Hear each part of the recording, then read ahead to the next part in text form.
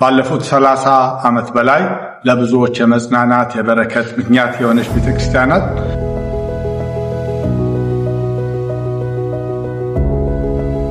የጌታን ቃል ለማጥናት አብሮ ለመጸለይ መሰባሰብ በጀመሩ ጥቂት ወገኖች ተጀምሮ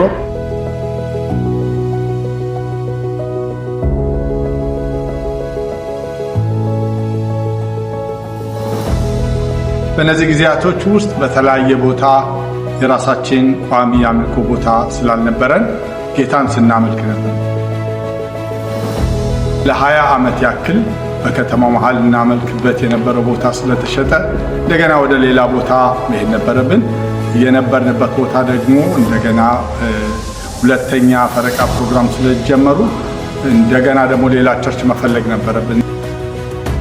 ጌታ ረድቶን ግን አሁን የራሳችን የመሰብሰቢያ ቦታ አግኝተናል እና ይሄ ማለት ለኛ ትልቅ ነገር ነው። ኢቭን እሁድ እንሰባሰብበት በነበራት ቦታዎች በቂ የልጆች መገልገያ ስላልነበረ ተጨማሪ ህንፃ መከራየት፣ በቅዳሜ፣ ዓርብ፣ ሮብ ላሉን የጸሎት ስፍራዎች ሌላ ተጨማሪ ቦታዎች መከራየት ነበር። ያ ብቻ ሳይሆን ሰዎችን ካውንስል ለማድረግ ለሰዎች ለመጸለይ ስፍራዎች ስላልነበሩን በብዙ ችግር በብዙ ተግዳሮት ጌታ ረድቶን ጌታን እያመለክን እግዚአብሔር ደግሞ በመካከላችን ወጣቶችን ልጆችን እየጨመረ ቆይቷል።